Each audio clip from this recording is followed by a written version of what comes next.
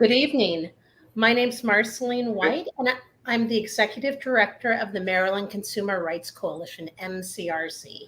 I'm so pleased to be here tonight for this Consumer Education Forum with Attorney General Brian Frosh and Senator Christopher Van Hollen.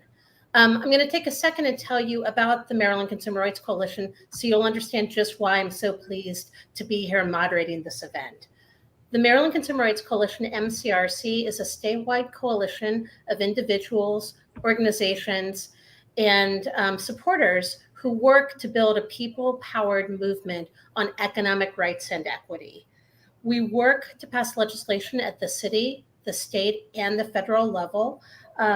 We work to expand economic rights and opportunities, especially for working families.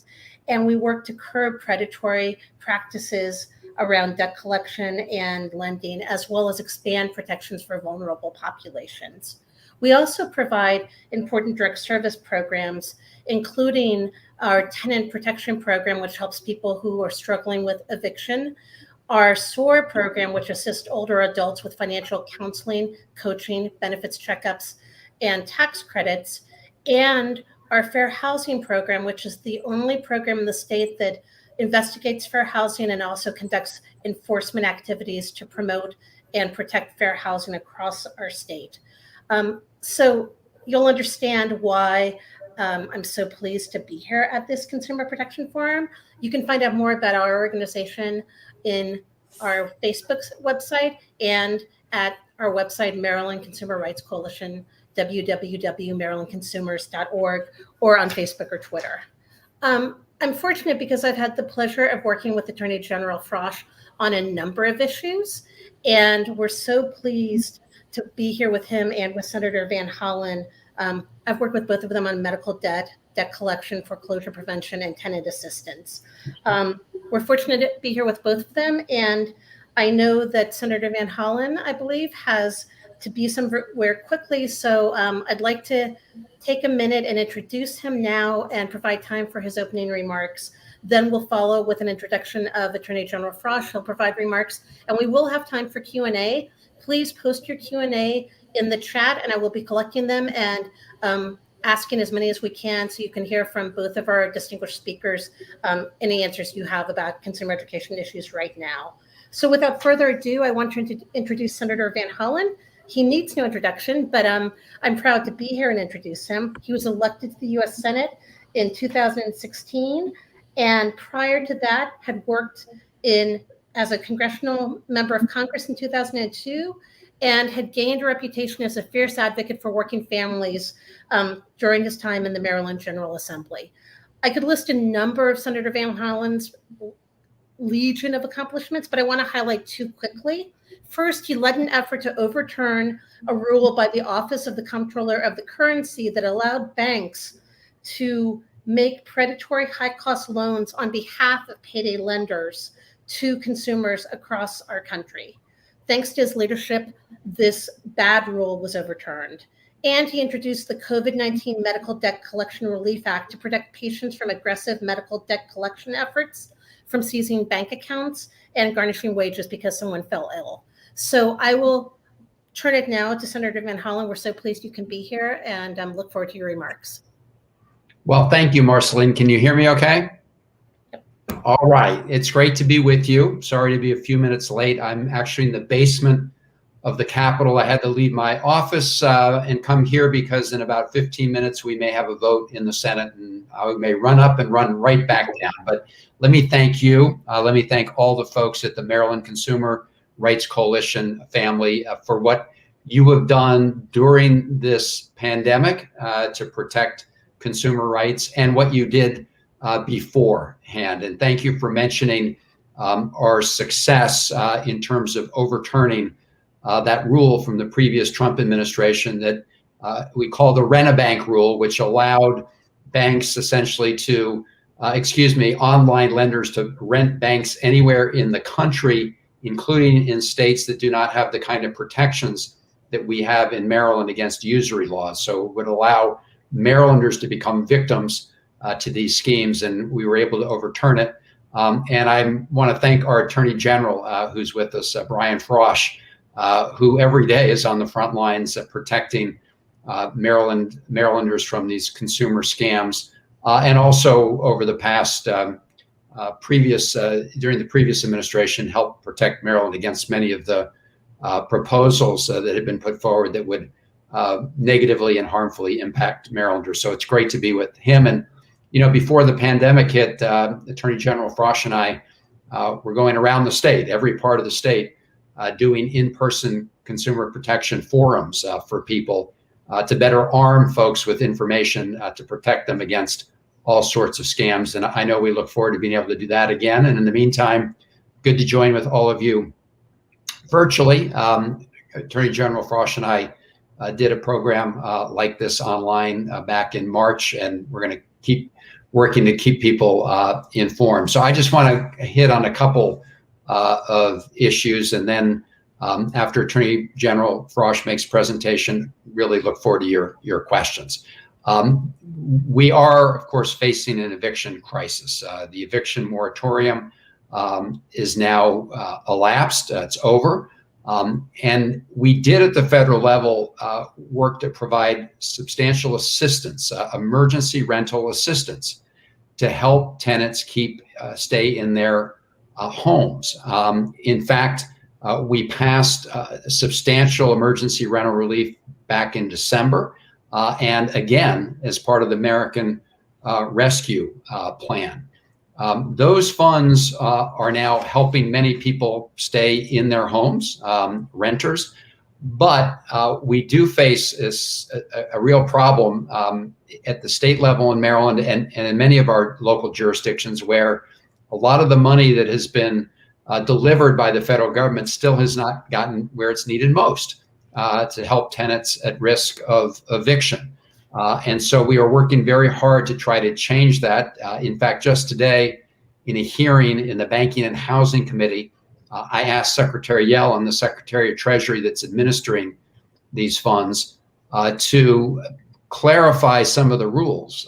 So if there was any confusion at the local and state level as to what could or cannot be done in getting these funds where they're needed most, we err in support of getting the funds to keep folks in their homes, and look forward to working with Marceline and Attorney General Frosch in getting the word out across Maryland, because there may be some reallocation of those funds in the coming days, because some jurisdictions have gotten them out the door and others haven't.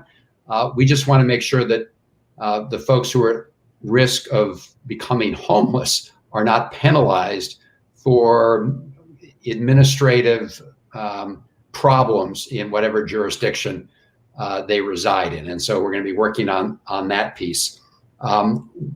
We also wanted to make sure that during this period of COVID-19, where we see a lot of new scam artists out there with different fraudulent schemes, we have provided more federal funds to the Federal Trade Commission so that they can better help consumers defend themselves against these scams, because we continue to see a wave of new fraudulent schemes during COVID-19, and we want to make sure that people are aware of what they are and take precautions to stop them.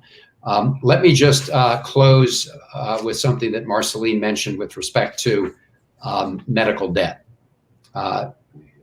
Because if you look across the country, medical debt remains the largest source of home bankruptcy in the country.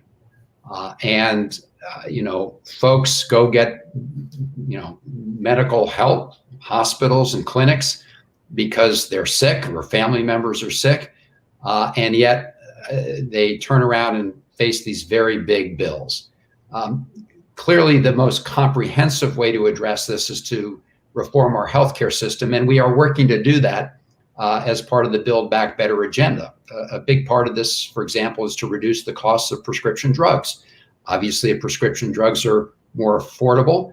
There's less of a copay, and that means that people aren't stuck with big medical debt because of prescription drugs. And of course, the same is true with copays for other things and for premiums.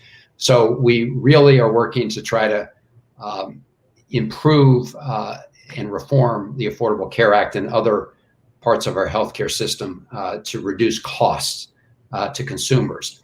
But we also want to zero in on some of these really outrageous medical debt collection practices, including wage garnishments, liens.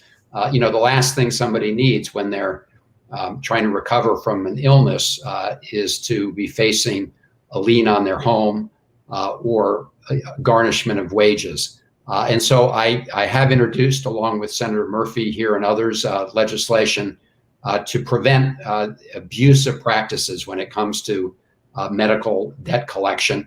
We're working to try to get that passed. In the meantime, we have asked the acting head of the CFPB, the Consumer Protection Bureau, to look at all the authorities that they have to prevent abusive debt collection practices by hospitals and others. So those are some of the things we're doing during this emergency. Maybe during the question and answer time, I'll talk about some of the other initiatives we're engaged in, but I don't want to keep going. Let me turn it, I don't know, back over to Marceline, or should I just turn it over to my good friend, Brian Frosch, however? I'm happy to take a minute and introduce A.G. Frosch. Again, I think he needs no introduction. If you're in Maryland and you care about consumer rights, you are probably familiar with Attorney General Brian Frosch, but I do want to do a brief introduction. And as Senator Van Hollen said, we know throughout the country that the global COVID-19 pandemic and the accompanying recession hit so many working families in such difficult ways, but particularly Black and Brown families who were hit hardest both by the effects of the pandemic and by the recession. And I want to mention in a minute some of the great work that A.G. Frosch has done on that front and is continuing to do. But A.G. Frosch is the 46th Attorney General, I believe, and he has worked for a number of years, first for 28 years in the Maryland General Assembly, and now as Attorney General fighting for economic justice, environmental protection, and protecting vulnerable households and consumers. I will say that I've had the privilege and pleasure of working with A.G. Frosch on a number of issues. And I just want to highlight two that I think are particularly important right now. One is that A.G. Frosch was able to lead legislation to end the practice of driver's license suspensions for unpaid traffic fines and fees. And what that did is that helped workers who were really in a vicious cycle of debt because they had these fines and fees and they didn't have their license, so it was hard for them to get to work legally. He abolished that practice in Maryland. And in terms of COVID-19, the AG established a COVID-19 Access to Justice Task Force, bringing together lawyers, business community, nonprofits, and other practitioners across the state to address the COVID-19 crisis. There were a number of policies and programs that were passed because of his COVID-19 task force. And I will say this task force is now being emulated in a number of states. So he really saw the problem and tackled it head on. And other states are looking to Maryland as a model based on his great work. So without further ado, I am going to turn it over to Attorney General Frosch. Thank you. Marceline, thank you so much for the very kind words and the kind introduction. And thanks especially for the great work that the Maryland Consumer Rights Coalition does every single day. You make a huge difference in people's lives, in the policies that we adopt in the state of Maryland, and we deeply appreciate your work. So thank you. And I'm very glad to have a brief opportunity to talk about Senator Van Hollen behind his back. And I want you to know that I am extraordinarily proud that he is my U.S. Senator. He is an extraordinary legislator. He's an extraordinary person, but he has been fighting in Congress before he was elected to the U.S. Senate, and since he's been in the U.S. Senate, for fairness and justice for consumers. He's a champion of consumer rights. And that's just a small slice of what he does. He is respected by Republicans and Democrats alike for his intellect, his fairness, his effectiveness. And he does just a fantastic job for our state in Washington. And he didn't mention it to you, but the office that he was speaking from a moment ago was exactly where the insurrection took place on January 6th of this year. And I'm not sure exactly where Senator Van Hollen was on that day, but there were many members, House and Senate, who were hiding in their offices in the Capitol and ultimately evacuated as the mob descended to try to find them out in those offices. So let me tell you briefly, and I'll filibuster till Senator Van Hollen gets back. I want to tell you what our office does, and I want to let you know what you're up against, and I want to tell you how to protect yourselves. And if I run over my time limit, I may slice those a little thin. But we have a consumer protection division that fights for consumers in a number of different ways. First of all, we field about 40,000 calls per year of people who feel they've been done wrong by a merchant, a business, and we resolve for them many of those issues. We are able to recover through mediation millions of dollars every single year. It was $26 million in 2020. We file suit on behalf of consumers. And usually it's a lawsuit that involves thousands of consumers. And sometimes it's an issue that applies across the nation, but sometimes it's solely in the state of Maryland. We sue payday lenders. We sue corrupt moving companies, those who cheat our people. We sue Wall Street banks. We sue payday lenders, folks who are charging literally 360% interest. We fight price fixing by drug companies. We go after and put out of business sham charities. And we fight for important policies, like the one that Marceline mentioned a few moments ago. So we can get into greater detail about all of that, but let me tell you briefly what you're up against. There are literally thousands and thousands of people out there whose sole job it is to steal your money. That's what they do every day, 8 hours a day, 10 hours a day, and they need only one person to make a mistake. And if that person is you, it can cost you hundreds of dollars, it can cost you thousands of dollars, or potentially even more than that. Let me give you some examples of things that you should know about scams. First, you did not win the lottery in Ireland. You got to buy a ticket, for one thing. You did not win the lottery in Ireland. I guarantee you, no matter who calls you, no matter who emails you, you lost. Second, that nice man from Nigeria is not going to put millions of dollars in your bank account. Third, the IRS is not coming to arrest you. That's a scam we're hearing more and more frequently. Somebody calls you up, says they need you to pay in gift cards, something you should never, ever do. Or if you don't, the IRS is going to come and arrest you. Not true. Fourth, your grandson does not need you to send gift cards to somebody to get him out of jail in Mexico or anywhere else. Call him up. Call his parents up. He's fine. Now, it's obvious if someone, it should be obvious, if someone calls you up and offers you a lot of money, if you just pay a little bit of money up front, that's a scam. If they ask you to accept money and then pay with your own check, from the money that they've sent you, no matter how good it looks, that's a scam. If they ask you anytime to pay by money order, by wiring money, by a green dot card, by an iTunes card, anything like that, it's a scam. And these scams target the most vulnerable among us. They prey on seniors, especially because that's where the money is.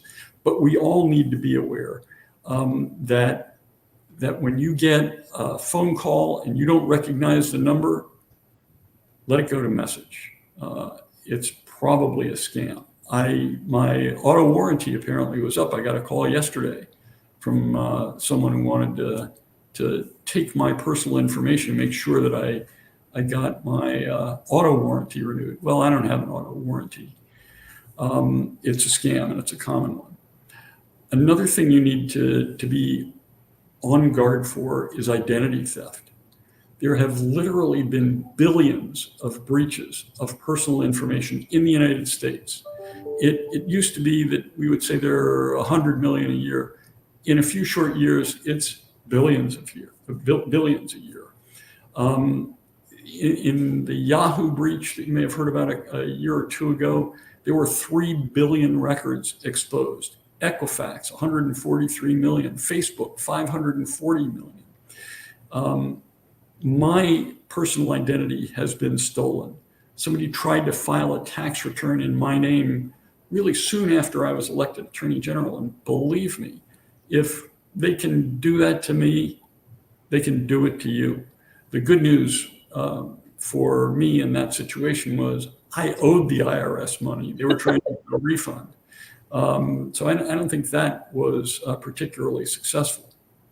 But you should know also that these scammers would rather steal the identity of a child than of a middle-aged millionaire. And the reason for that is that you can take a child's identity and you can use it for years before anyone in the family, let alone the child, finds out that the identity has been stolen. So you have to be careful about your children's identity as well. And if I'm not overstaying my welcome here, Marceline, I can talk about folks can do, but I see Senator Van Hollen is back with us. So let me stop there and let me say I can make some suggestions, but I look forward to your questions and I'll try to weave those into the chat. Thank you very much. Thank you so much. Thank both of you. I will say I work with a lot of consumer groups across the country, and oftentimes we're talking about problems and how to move things. And I often feel very fortunate because I say, well, you know, Senator Van Hollen's my senator, so I know he'll do the right thing and he'll lead on the right thing to protect consumers. And similarly, I can talk to A.G. Frosch. You can talk to him? Yeah, I can talk to him. He works hard to pass legislation and to take action, whether it's lawsuits or education or outreach to protect consumers. So Maryland's very fortunate to have both of you. I do want to remind people you can post questions in the chat. We are open to hearing any questions you might have, any comments. But I would like to take a minute and first of all, ask a question of Senator Van Hollen. You touched on this briefly before you went upstairs, but could you talk a little bit more about medical debt and some of the things that you've heard about across the country and what the bill will do that you introduced and you've been leading on?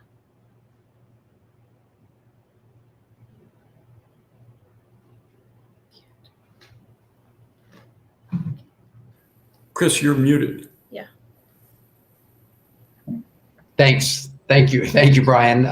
Sorry, I had to jump away for a minute. I had to go vote.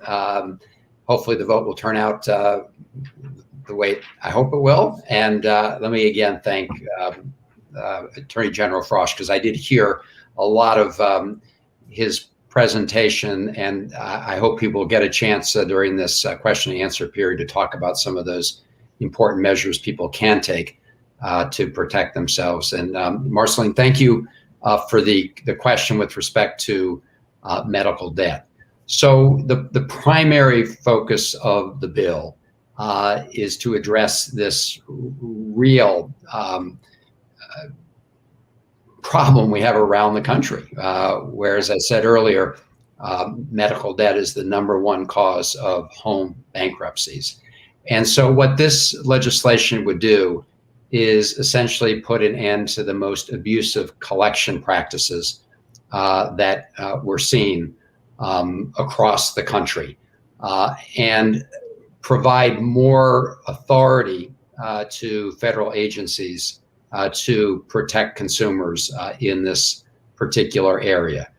My view is that the very least we can do is, on an emergency basis here, prevent people from losing their entire life savings or being threatened with liens because they are unable to pay healthcare bills, which they needed to do to protect themselves and their families, as we work on the other big piece of this issue, which is reducing the costs of healthcare throughout our system, including prescription drugs. And look forward to continue to work with you and get your input on what we can do to get this bill over the finish line and make sure that we have the provisions that are required. But essentially, it would provide those protections on a federal level. I was pleased that the Maryland General Assembly passed the Medical Debt Protection Act, which went into effect. The governor did not sign the bill, but it fortunately did go into law, and that also provides important protections at the state level. I know, Marceline, that you worked on that state legislation. Yep. Yes, thank you so much. We agree. I mean, I don't think anyone should lose their home or have their bank account zeroed out because they went to seek medical treatment at a hospital, particularly during a public health care crisis. So we're so grateful for this work. And Attorney General Frosch, we also know with the task force you convened, one of the issues that we all looked at was debt. And we know across the board, whether it's medical debt or other kinds of debt, with the economic recession, many families were struggling to make ends meet and were falling behind on their bills. Can you talk a little bit about resources for consumers that may be struggling with their bills or that may receive debt calls from debt collectors? What can you do, and what can people in Maryland do if they need assistance? Well, the first thing, and it may be the biggest category that we all fear, are the evictions that are now piling up in our courts. With the moratoriums ended, more landlords are suing to throw their tenants out of their homes. And many of them are several months late. And there have been hundreds of millions of dollars that the federal government has sent to Maryland to pay that back rent, get the tenants current, and keep them in their homes. There's a chunk of money that has not been distributed by the state to the counties. There are funds that have been distributed to the counties but have not been distributed to the tenants. But we've got roadblocks in both places. And what I would say to anybody who is facing eviction, a couple of things. Number one, show up on your court date. You don't show up, you lose. They will grant a default judgment against you. And if you have real defenses, or if you're eligible for aid, you won't have an opportunity. You may lose the opportunity to get the aid, and you will certainly lose the opportunity to present your defenses. So it is critical. If you get a notice that you are being sued for eviction, show up on that court date. And when you show up, you can ask for a lawyer. Legal aid and other service providers are in many courthouses, and there is somebody in almost every courthouse who can point you to resources that you can get to stay in your home. And that's rental assistance. It's also defenses against the landlord. Sometimes the landlords, and our office has brought several cases against landlords where they have failed to do the maintenance they're required to do. Tenants live in miserable conditions, leaking pipes, mold, rats, roaches. It's just the stories that we hear are disgusting. Those are defenses. You may have to pay rent into the escrow of the court, but nobody should pay rent to a landlord that isn't providing the services that the landlord is required to provide. A lawyer can help you with those kinds of claims. So please, if you're struggling to pay the rent, search for what's called the Ewrap money. It's the rental assistance money that's available in your county and in the state of Maryland. And certainly call legal aid or any other legal services provider to get more information about that. There are unscrupulous debt collectors out there. We've sued a number of different debt collectors, but the practices, especially during the pandemic, have been more abusive and even worse. So people can call our office if they're struggling with any of these issues. Our number is 410-528-8662. 410-528-8662. That's our consumer hotline. We may not be able to help you directly, but we can certainly point you to people who can. And in many instances, we'll be able to help.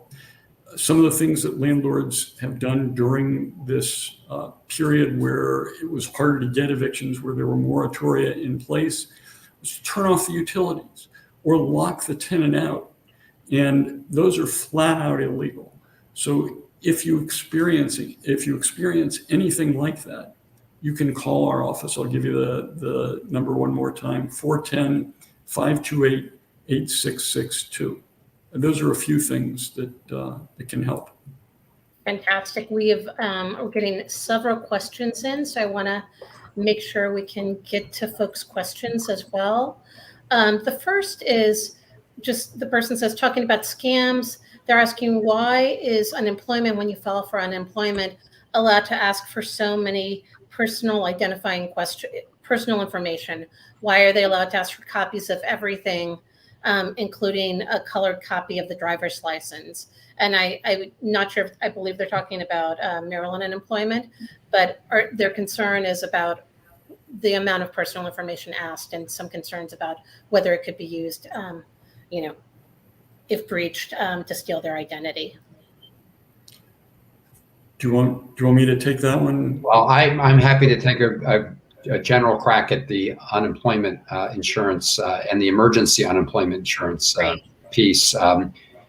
As to exactly what the Maryland agencies are asking for and how they're implementing it, we'd have to follow up unless Attorney General Frost knows. I should just say that the emergency unemployment part of the coronavirus response was essential to keeping a lot of families going during this period of time. People who had lost their jobs because of COVID-19 and obviously were unable to get work because of the economic downturn. And that provided a lifeline to people, not only ensuring that folks who were not part of the normal unemployment insurance system were able to benefit from that assistance, but people who are outside of that system, right? People who are independent contractors, part-time workers. And then we also provided that enhanced federal benefit through the beginning of September. There was an effort in Maryland, an effort by the governor to shorten Marylanders' access to that emergency relief. Fortunately, the courts blocked that effort to slow it down prematurely. But we are still encountering significant problems, including backlogs at the Maryland Unemployment Insurance Agency. And unfortunately, Maryland was one of the worst in terms of administering these benefits. So we are continuing to work with folks who were eligible, but never received their unemployment insurance, because you're still entitled to receive the monies that you were due when you were out of work. Now, in terms of the additional, the kinds of information that are requested by the Maryland authorities, I'm gonna have to look more deeply into that. Obviously, you want to make sure that they get sufficient information to avoid fraud, but are not asking for information that is not necessary in order to make a determination on what people owe. But happy to look into that, and if people are continuing to have trouble accessing unemployment insurance, including the emergency unemployment insurance, they should contact our office, and we can try to be helpful. That's wonderful. If I can add on to that. Yep. Let me just add on to that one thing. Senator Van Hollen and President Biden have done an outstanding job in getting aid for unemployment insurance, extra money. And Maryland has done a very poor job in distributing that money. It's taken too long to get the unemployment insurance claims handled and paid. And to top it off, they ran into a series of fraudulent attempts to make these claims and got all twisted up and started denying claims across the board, and then came back and said to the folks that had been paid, we think you may have been overpaid, pay us money back. And there are still many, many claims outstanding. But the fraud sent them into a tizzy, and it's appropriate. Nobody's in favor of fraud. It needs to be addressed. It needs to be prevented. But I think that is why they have piled all these additional proofs of claim on top of what is normally required to receive unemployment insurance. And I think none of these issues has been resolved yet, but the Department of Labor seems to be moving, perhaps inching forward in addressing the claims and the fraud. Great, thank you so much. I can say, as I mentioned, we run a tenant hotline, and we've just had our 1,000th caller looking for eviction protection and assistance, everything up to legal assistance. We've had a number of callers who are facing eviction because they haven't gotten their unemployment claim yet. They filed months ago and they've yet to receive their claim, and they're now at risk of losing their home. So it is a very serious issue, despite all the good work that President Biden and the Congress has done in terms of allocating the funds. It's just getting it to people is still critically important. We are getting several questions around eviction protections and homeowner protections. One question is that someone says, I answer the phones for the Maryland Homeowners Association, and they're getting calls from seniors who are being bullied by HOA boards, and the boards are refusing to meet and provide financial reports. So people in HOAs are being forced to pay reserve fees with no explanation. So if you could talk for a minute about HOAs and protections in place for people in HOAs and how they might resolve this, that would be great. You want to start that one? Yeah. So HOAs and condo associations are supposed to be little democracies. And the people who run the HOA or the condo association are elected by the members, the owners. And unfortunately, sometimes, as often happens with politicians, their heads get big. They see opportunities for power or gain that are inappropriate. And they absolutely have to meet when the bylaws of the associations require. They have to do a number of different things in public. And of course, they have to hold elections. They have to be fair elections. Assessments sometimes need to be made for reserves for the buildings because the roofs deteriorate over time, the plumbing goes, other things need to be improved or repaired. And so it may be appropriate, but it's not appropriate for them to fail to respond to the members of the associations. Our office does handle many of those complaints, And if you need help, you can get in touch with us.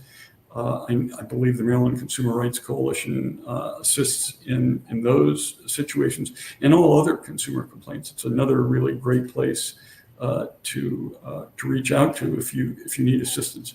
But we can, in many instances, provide help to the folks who feel that their associations are not being run as they are legally required to be. Great.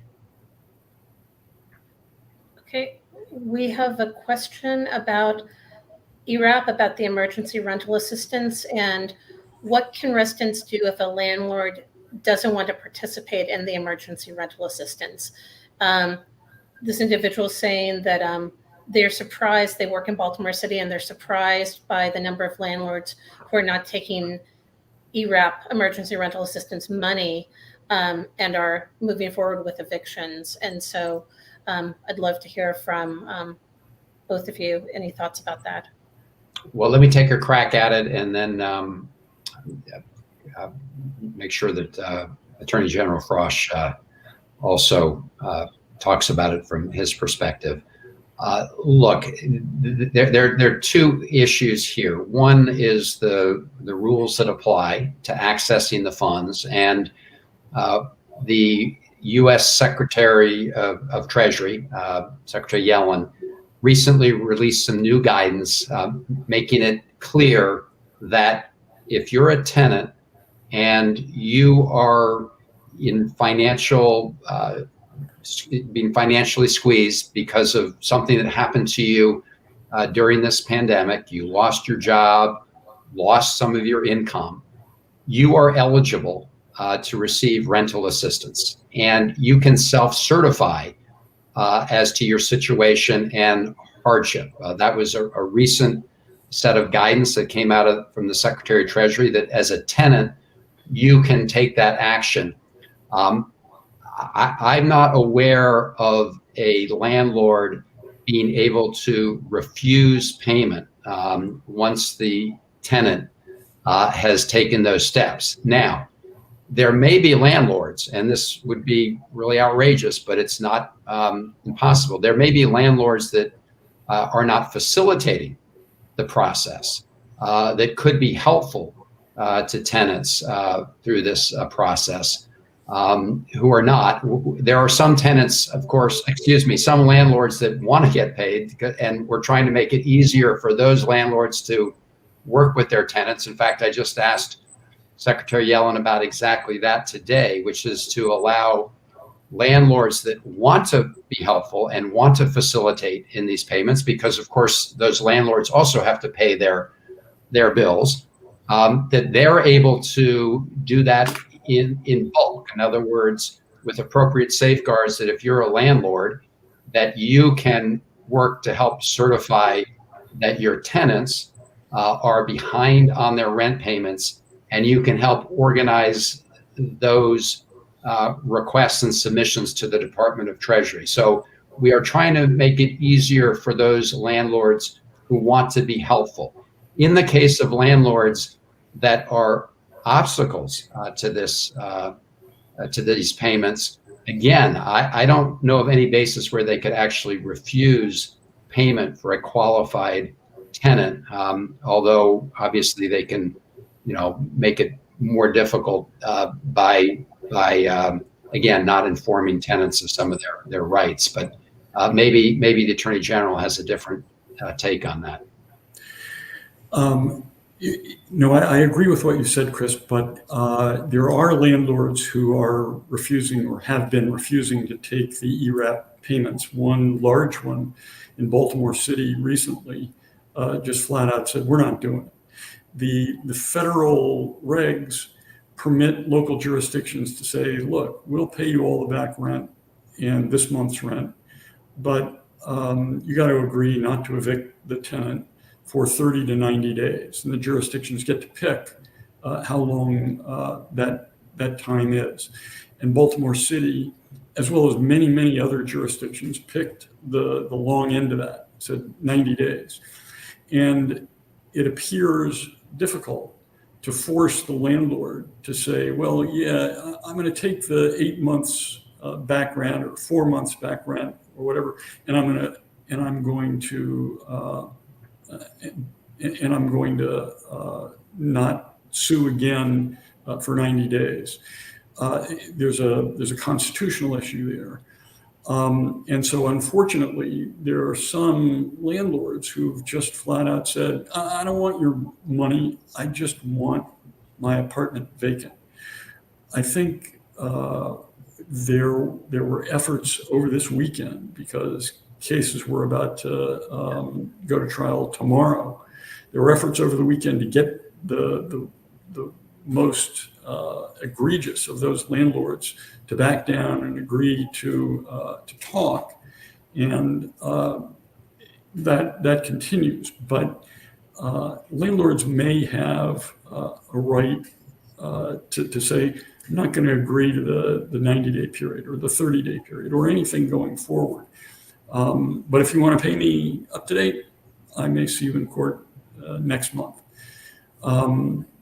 It's a problem. The Ewrap funds are structured in a very progressive, important way and are very protective of tenants.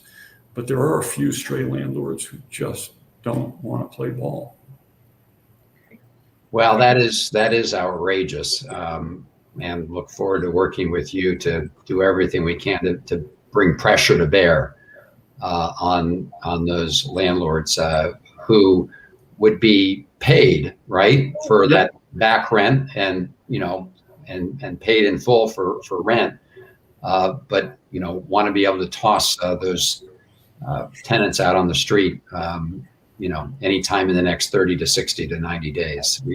Yep. It's an outrage. Thank you both. We have a question about retail energy choice. The individual said that it's costing families $700 million more by saying yes to those energy sales guys at the door-to-door energy salespeople. And the question is, what can your office do? What can your offices do to help people who are losing money from these energy suppliers that are going door to door? Brian, you got something on subscription services that's same kind of thing in some ways, but different. Maybe you could take this one. Let me tell you what I know. First of all, we had an electric utility deregulation law that was passed a couple of decades ago. It's been really a disaster for Maryland consumers. It provided no real competition and raised the rates to boot. So there is a right for providers to come into the market and say, I'm going to sell you energy, and make promises that it's going to save you money or that it'll be clean energy. And there are a number of clean energy providers that do perform a very important role. But there are also a lot of predators, cheats, and scammers out there. And they're the ones that are going door to door.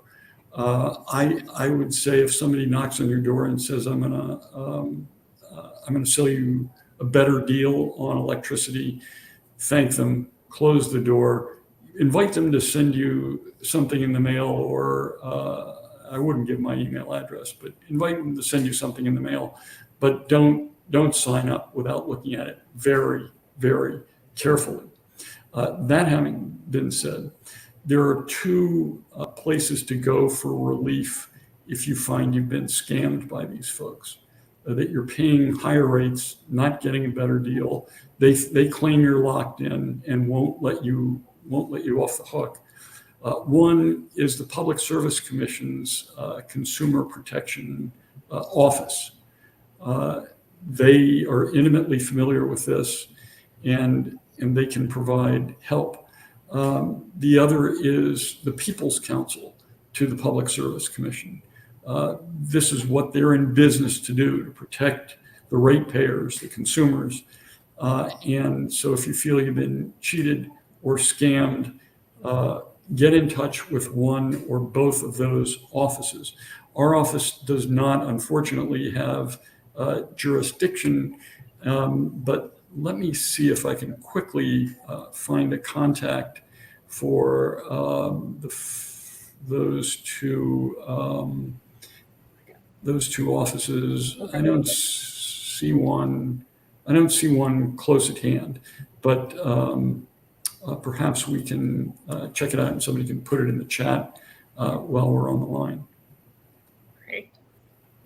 Okay, there's a question. Marceline, I do just want to quickly take this opportunity to mention this is not necessarily a door-to-door scam, although I guess it could be. Anything could become a door-to-door scam, but it is another way that consumers get trapped, and that's through subscription services. I think all of us have seen sort of these advertisements to get people to try new subscriptions, whether it's a new online subscription for streaming services, whether it's for certain kind of channels, other channels on TV, or anything else that's in a subscription form where you get a free trial, right? And the whole come on to consumers is, hey, you can try this for free, and if you don't like it,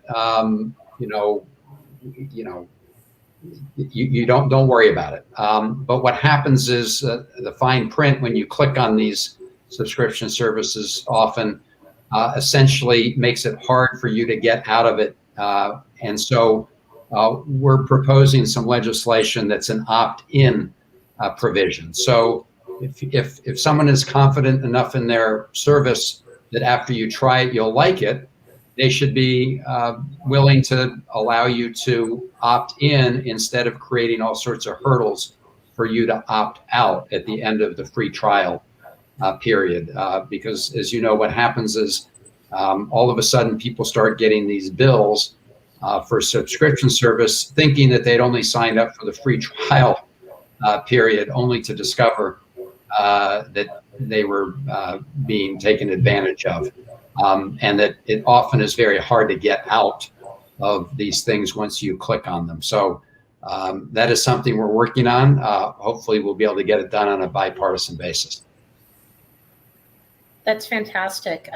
Opt-in is always the best option for consumers, right? So it's fantastic that you're moving that forward.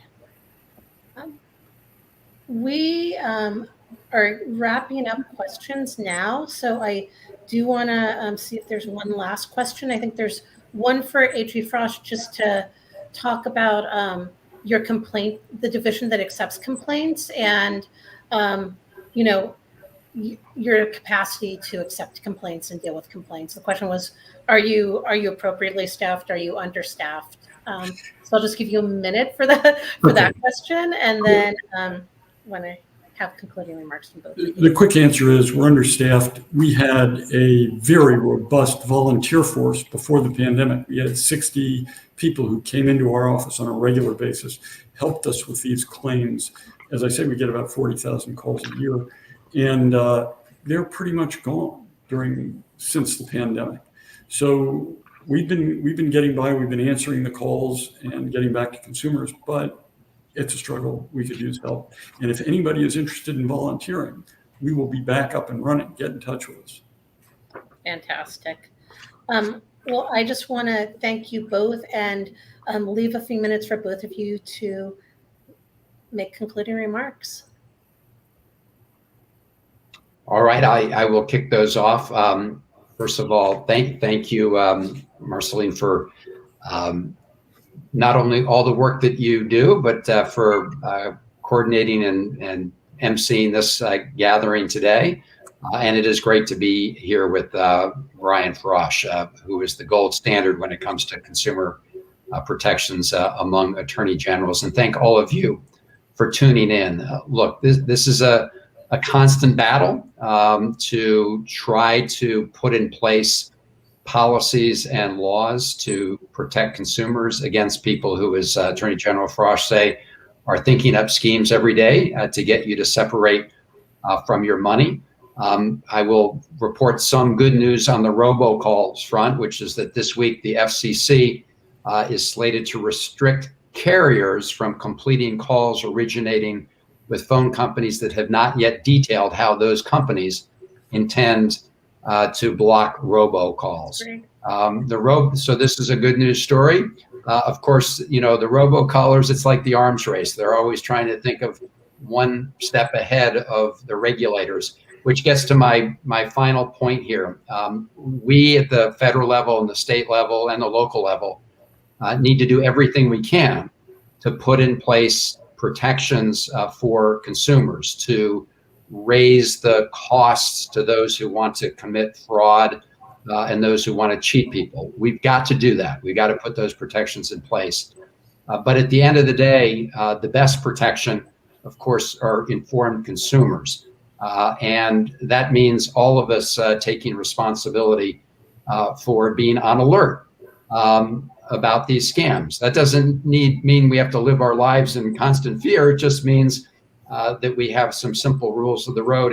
And Attorney General Frost laid out some of the common sense proposals and rules and questions that should be asked during his comments along the lines of, it sounds too good to be true. It usually is. And I will say that during this period of COVID-19, we have seen scams on fake cures for coronavirus, which is not only outrageous in terms of trying to get people's money and into their pockets, but obviously dangerous, downright dangerous to their health. Outrageous prices for personal protective equipment. So in normal times, it's obviously important that we find ways to get ourselves armed with information. But during emergencies like this pandemic, while we see so many good-hearted people, the overwhelming majority of people are out there helping their neighbors, helping with food assistance, helping folks in need. You also have this group of people who are determined to take advantage of and exploit the situation to enrich themselves at other people's expense. So that's why Brian Frosch and I have been trying to do these kind of programs regularly, which is just to keep people informed of what we're trying to do on the policy front and what we are doing on the policy front, but also just to urge everybody listening to apply common sense and learn more about some of the ways people are trying to get you to be separated from your money. So thank you all for joining us. So I want to say thanks too. It's a pleasure to be here with Senator Van Hollen. He is a great champion for consumers. We couldn't have a better friend in Washington. And thanks also to Marceline White and the Maryland Consumer Rights Coalition. They do extraordinarily important work and are a great resource. I'm going to try to squeeze in some quick advice here at the end. And so I'm going to talk fast and skip over these points quickly.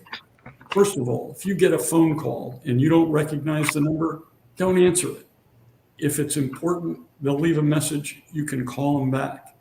If you do answer and you find yourself on the call with a person who's trying to sell you something, getting you to do something, hang up. They're persuasive. Don't get in a conversation with them. No need to be polite. Just hang up. Second piece of advice, never, ever pay with gift cards, wire transfer.